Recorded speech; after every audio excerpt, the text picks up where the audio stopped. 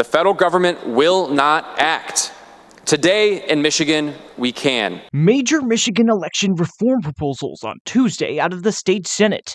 The chamber passed what some feel will confront the dangerous rhetoric and actions from Washington, claiming that our votes and our voices don't matter. A package of 4 bills led by what's been called the Michigan Voting Rights Act. It comes in the wake of a landmark Supreme Court decision from late April in a case involving Louisiana's congressional map. We planned these bills last term, fearing that this day would come. The court ruled the map that included a second majority-minority district was an illegal racial gerrymander, a ruling many argued gutted a key part of the federal Voting Rights Act that bans racially discriminatory voting practices, stripping away the primary legal tool that voters of color have relied on for 6 decades to challenge discriminatory maps and voting laws. The MVRA would bar local governments and state agencies from making laws, policies, and other measures that cause gaps in voting access or participation between protected classes and other voters. We can show the nation here in Michigan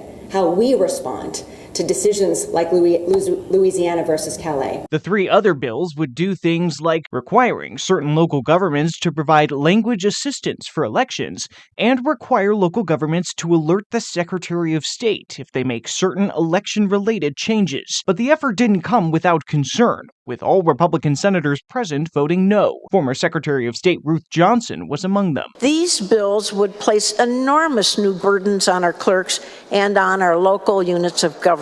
Johnson raising issue with things like what she called a huge bureaucracy she felt would be aimed at legal action toward local governments. These bills would cost taxpayers millions of dollars and create new obstacles for our clerks and local units of government that are simply unnecessary.